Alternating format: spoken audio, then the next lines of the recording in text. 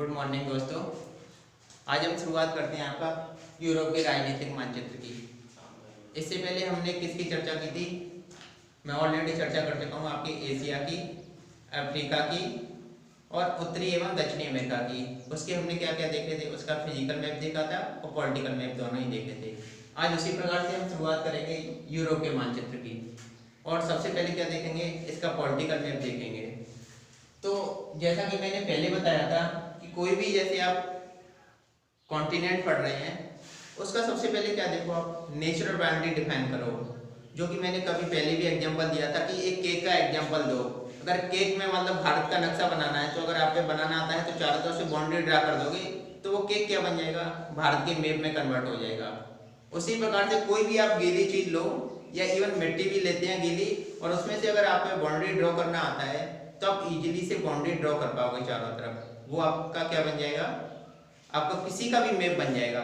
उसी प्रकार से हम देखते हैं इसमें कि सबसे पहले यूरोप में क्या है कि इसके जो उत्तरी भाग में है, उत्तरी भाग में हम क्या देखेंगे कि आपका आर्कटिक सागर है, पूरा का पूरा जैसे ऊपर जाते हैं या उत्तरी ध्रुव भी बोलते हैं तो आर्कटिक सागर में है वो। अभी हम इधर देखा क्या है, मैंने यहाँ बताया था कि रसिया क्या है कि एक ट्रांसकॉन्टिनेंटल देश है। ट्रांसकॉन्टिनेंटल देश मैंने वहां बताए थे आपको कि कौन सा होता है, एक ऐसा देश जो जिसका लैंड पार्ट है वो दो महाद्वीपों के अंदर फैला हो। तो सबसे जैसे रसिया है, रसिया किसमें है, इसका आधा भाग है, जैसे ये यूराल माउंटेन है आपका, ये यूराल माउंटेन है। तो ये क्या है, रसिया का आधा पार्ट इधर पड़ता है और इसका आधा पार्ट इधर पड़ता है। तो ये क्या हो गया आपका रसिया हो गया, और रसिया को कौन डिवाइड कर रहा है, आपका यूराल माउंटेन दोनों तरफ से।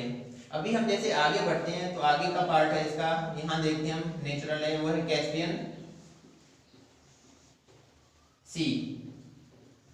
वास्तविक रूप से ये सी नहीं है, एक झील है, लेकिन और तभी मैंने बताया था कि जब आप एशिया पढ़ रहे थे तो कैस्पियन सागर है आपका, जो या कैस्पियन झील है, वो कैसी है, एशिया की सबसे बड़ी झील है। ठीक है, अभी हम कैस्पियन सी से इधर चलते हैं तो ये क्या है आपका कॉकेसस माउंटेन है। उसी टाइम में जब मैं एशिया पढ़ा रहा था तो आपको बताया था कि कॉकेसस के अंदर कौन कौन से देश आते हैं आपके, जैसे बताया था मैंने, जॉर्जिया बताया था, अजरबैजान बताया था, आर्मीनिया बताया था, ये क्या है कॉकेसस कंट्री हैं। यानी हम क्या है कि जैसे एक टेरिटरी के अंदर, जो कि अभी मैं यूरोप के उसी प्रकार से आपको राजनीतिक मैप बताऊंगा कि जैसे यहाँ कॉकेसस है तो कॉकेसस कंट्री कौन कौन से हो गए, तो इस क्षेत्र के अंतर्गत जितने भी देश आते हैं वो कॉकेसस देश हो गए। उसी प्रकार से अब हम आगे चलते हैं तो आगे आपका ये है ब्लैक सी। ब्लैक सी से जैसे ही आगे चलते हैं आप तो ये क्या है आपकी Bosphorus straight.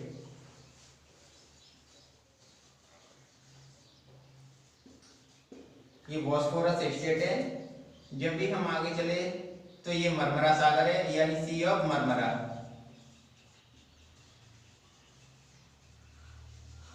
C of Marmara से आगे चलते हैं तो ये पड़ती है आपकी डार्डनलीज जल संधि। और जल संधि के बारे में मैंने एशिया में भी बताया था कि जल संधि होती क्या है, जब भी कोई नैरो वाटर बॉडी है दो लार्ज वाटर बॉडी को जोड़ती है तो वो क्या होती है आपकी जल संधि या स्टेट होती है। अभी आपके इधर चले तो ये है आपका एजियन सी। एजियन सी से चले तो ये पूरा नीचे का पार्ट दिख रहा है, ये है आपका मेडिटेरियन सी या भूमध्य सागर।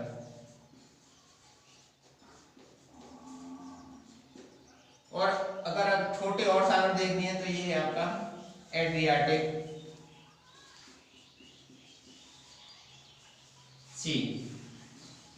ठीक है, अभी भूमध्य सागर से हम आगे बढ़े तो आगे से ये वाला पार्ट है नैरो चैनल है, ये है आपका जिब्राल्टर जल संधि।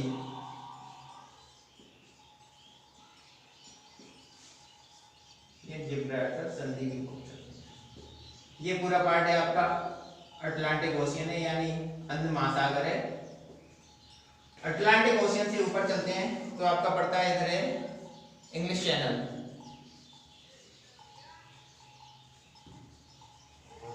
इंग्लिश चैनल से ऊपर चले, आपका है नॉर्थ सी या नॉर्थ सागर। अब हम इधर की ओर चलते हैं तो ये है आपका बाल्टिक सी।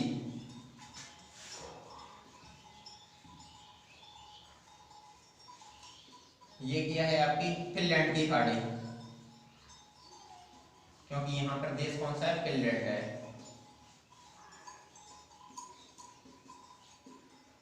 तो इस प्रकार से हमने क्या देखा, इसके चारों तरफ की एक नेचुरल बाउंड्री ड्रॉ की हमने। अभी हम जैसे आगे बढ़ते हैं तो हम जैसे इसका राजनीतिक जानने हैं, राजनीति यानी देश जानने हैं इसके, तो जो डिफरेंट डिफरेंट बाउंड्री से डिवाइड हैं, तो हम इनका अध्ययन डिफरेंट तरीके से करेंगे। सबसे पहले हम क्या देखेंगे कि इसके देखते हैं कि ये देश है वो है आपका स्कैंडिनेवियन देश। जब भी जैसे कि आप न्यूज़पेपर पढ़ते हैं या कुछ और चीज़ें पढ़ते हैं तो उसमें सीधा सीधा डिफाइन होता है, जैसे कि कभी आपने पढ़ा हो जैसे ह्यूमन डेवलपमेंट इंडेक्स कभी पढ़ा हो, तो उसमें क्या दे रखा होता है कि ह्यूमन डेवलपमेंट इंडेक्स के अंतर्गत स्कैंडिनेवियन कंट्री हैं वो सबसे सर्वोच्च पे हैं। तो उसका कारण क्या है, तो अभी आपने ऐसे क्या स्कैंडिनेवियन में क्या क्या आता है तो ये आपको जानना बहुत जरूरी हो जाता है उस टाइम पर। तो इसके अंतर्गत ये ऐसे देश है, ये देश है आपका आइसलैंड। आइसलैंड से ये चलते हैं हम नॉर्वे है, ये स्वीडन है और ये आपका फिनलैंड है और ये आपका डेनमार्क। तो ये क्या हो गई, ये चार कंट्री किसके अंतर्गत आ गए, आपके स्कैंडिनेवियन कंट्री के अंतर्गत आ गए। और मैं ये बताना चाहूंगा कि जो डेनमार्क, मैंने जैसे डेनमार्क की कल मैं उत्तरी अमेरिका पढ़ा रहा था, तब उत्तरी अमेरिका में मैंने बताया था कि ये फिनलैंड, ये वाला पार्ट है आपका ग्रीनलैंड। ग्रीनलैंड जैसे भौतिक रूप से मैंने कल किस में बताया था आपको, उत्तरी अमेरिका में बताया था, लेकिन ये राजनीतिक दृष्टि से किसके अंतर्गत है, डेनमार्क की टेरिटरी है ये। तो ये क्या हो गए आपके स्कैंडिनेवियन देश।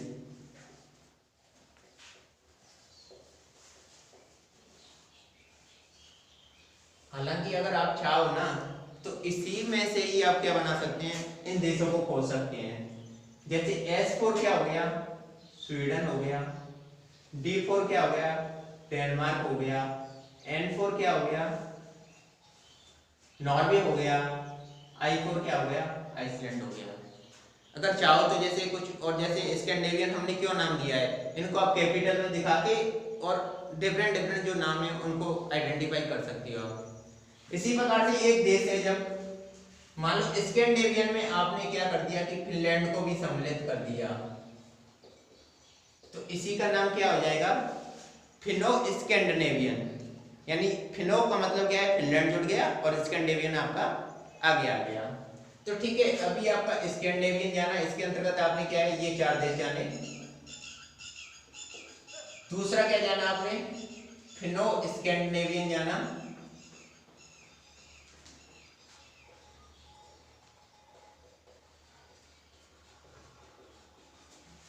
ठीक है दोस्तों, अब हम चलते हैं जैसे नीचे की ओर चलते हैं, तो ये है आपका ब्रिटेन। तो अभी कहते हैं कभी जैसे ब्रिटेन ने हमारे ऊपर किसका राज था, ब्रिटिशों का राज था। तो वो ब्रिटिश कौन थे, ब्रिटिश के अंदर जगह जैसे ब्रिटिश हो गया आपका, या ग्रेट ब्रिटेन हो गया, या ब्रिटिश आइसलैंड हो गया, तो उसका मतलब होता है केवल ये पार्ट। और इसके अंतर्गत आपके क्या आते हैं, ये है आपका इंग्लैंड, ये है आपका वेल्स और ये है आपका स्कॉटलैंड। यानी हमने क्या देखा कि तीन देश ये किसके अंतर्गत आ गए, आपके ब्रिटिश आ गए या ब्रिटेन का हो। लेकिन हम कभी कभी कहते हैं कि ग्रेट ब्रिटेन, तो ग्रेट ब्रिटेन का अंतर्गत, ग्रेट ब्रिटेन का यहाँ मतलब क्या है, ये क्या है आपका आयरलैंड, पूरा का पूरा आयरलैंड है ये। लेकिन जब इसमें इसी में क्या कर देते हैं, नॉर्थ आयरलैंड,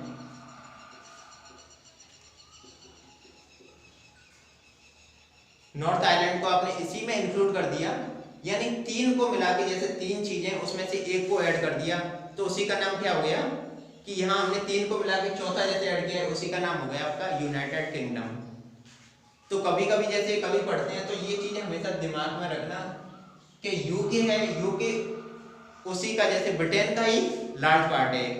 जब यूके में क्या करते हैं हम कि ये नॉर्थ आयरलैंड को भी सम्मिलित कर दिया तो आपका क्या बन गया यूनाइटेड किंगडम। अदरवाइज हम क्या बोलेंगे इसे, या तो ब्रिटेन बोल सकते हो आप, या ब्रिटिश आइस बोल सकते हो इसे। आइस का मतलब है यहाँ आइसलैंड, सॉरी आइलैंड। आइलैंड क्या होता है, द्वीप होता है, या ब्रिटिश आइस बोल देते हैं इसे।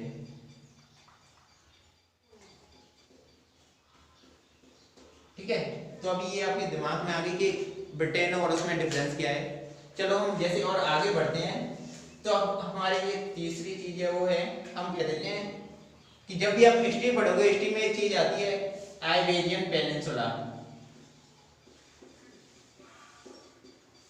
तो आइबेरियन पेनिनसुला में कौन कौन से देश आते हैं आपके, आइबेरियन पेनिनसुला में आपके आते हैं ये देश, यानी ये क्या है पुर्तगाल है,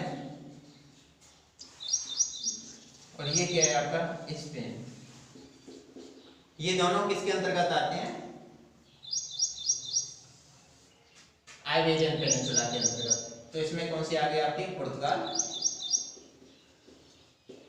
एवं स्पेन।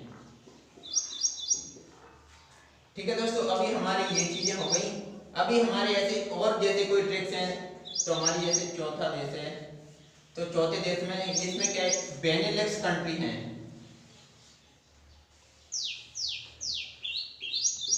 तो बेनेलक्स कंट्री के अंतर्गत क्या क्या चीजें आती हैं ये आप देखोगे। तो यहाँ बी फोर क्या बन गया, बेल्जियम। NE4 बन गया आपका नीदरलैंड, और LUX मतलब लग्जमबर्ग। तो ये आपकी जो तीन देश हैं यहाँ पे, ये है आपका बेल्जियम है, ये है आपका लग्जमबर्ग, और ये है आपका नीदरलैंड।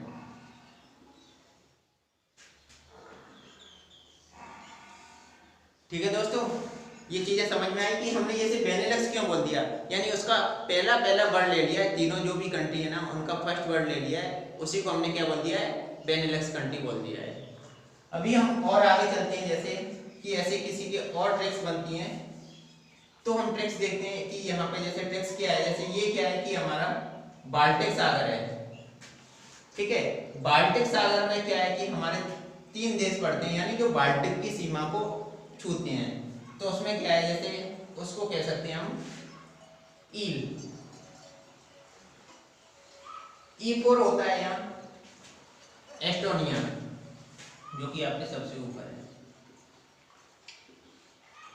L4 होता है आपका लाटविया, जो कि आपका ये है।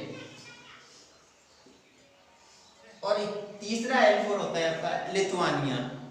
तो अभी मैं जैसे कभी पूछूं जैसे कि आपका तो बाल्टिक कंट्री कौन से हैं, तो आप तुरंत आंसर कर पाओगे कि नहीं कर पाओगे कि बाल्टिक कंट्री हैं हमारे एस्टोनिया, लिथुआनिया और लाटविया। अगर नहीं है तो कभी आप इसको भी याद कर सकते हैं कि ये देश है हमारे, वो बाल्टिक कंट्री के अंतर्गत आते हैं कभी जैसे। ठीक है, अभी ये हो गई हमारे बाल्टिक कंट्री। अभी हमारा जैसे आगे बढ़ते हैं तो आगे के देश हैं आपके बाल्कन कंट्री। तो हालांकि पहले क्या है कि जब आपने इतिहास पढ़ोगे कभी जैसे आगे बढ़ते हो, तो उसमें क्या है कि ग्रेट रोमन एम्पायर था, या पहले ग्रीस था, तो वो ग्रीस या रोमन एम्पायर का पार्ट है, उसी के कारण ये सारे देश है ना, ये सारे देश।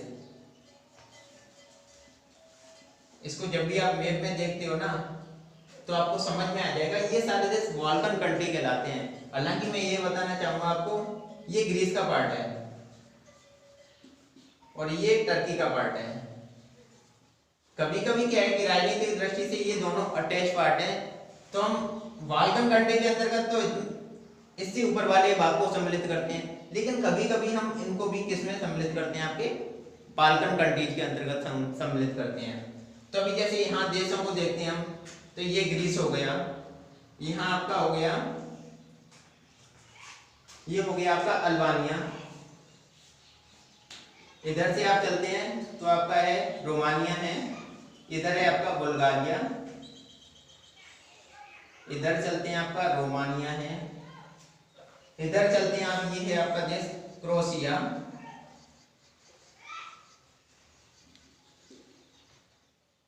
अब इधर चलते हैं, ये देश है आपका हर्जेगोविना या बोस्निया, कुछ भी नाम दे सकते हैं, तो वो सारी चीजें इसमें देख सकते हैं। और अगर जैसे इधर से देखना चाहें अभी आप, तो बाल्कन कंट्री के अंतर्गत इस प्रकार से आपके लगभग 10 देश आते हैं, 10 से 12 देश आते हैं। उनको क्या है, कुछ छोटे छोटे देश हैं, तो उनको क्या है कि आप मैप में जैसे देखोगे तो आपको समझ में आ जाएगा। बस इम्पोर्टेंट ये है कि आपको ये समझ में आना चाहिए कि यूरोप के जो साउथ ईस्ट वाला पार्ट है, जो कि बाल्कन पेनिनसुला बनाता है, वही क्या है, आपके बाल्कन कंट्री है। बस आप कंफ्यूज इसमें नहीं होना कि बाल्टिक कंट्री और बाल्कन कंट्री अलग अलग है, ये आपको हमेशा ध्यान रखना है।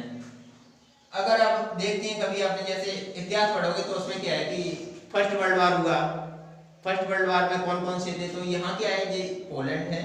अभी हालांकि उसके सभी के पहले टेरिटरी अलग अलग थी, अभी थोड़ी सी उनकी सीमा डिफरेंट हो गई है क्योंकि कई छोटे छोटे देश बन गए उनमें से। तो ये पोलैंड है यहाँ पर, और यहाँ क्या है आपकी हंगरी है।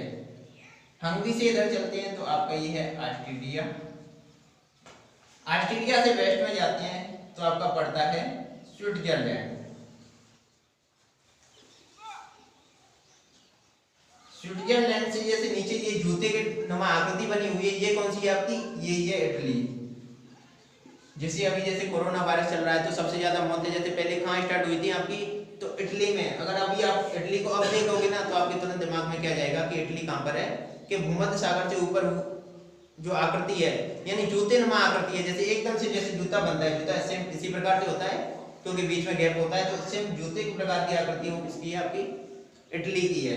ये इटली की पार्ट है, ये वाले द्वीप है, ये सिसिली आइलैंड है, ये भी इटली का पार्ट है। अभी आप ये चलते हैं तो ये तो सबसे ज्यादा मशहूर है आपका फ्रांस। ठीक है दोस्तों, फ्रांस से आगे चलते हैं तो आपके क्या पढ़ते हैं, आपके जर्मनी है। इस प्रकार से हमने क्या देखा कि हमने सारे देश यानी कहाँ कहाँ पढ़ते हैं, ये सारी चीजें हमने इसमें देखी। अभी हम और क्या, जैसे कभी और आते हैं, जैसे फिजिकल मैप करेंगे, उसके साथ ही साथ हम उन देशों को भी और पढ़ते चलेंगे। लेकिन यहाँ सबसे पहले एक चीज और बता देना चाहता हूँ मैं, ये कंट्री है जैसे यहाँ और याद करने के लिए आपको याद करना है, जैसे ये रसिया पार्ट है, रसिया के पार्ट से जैसे रसिया से अटैच कंट्री कौन सी है, तो ये है पहले आपका बेलारूस, ये है आपका यूक्रेन।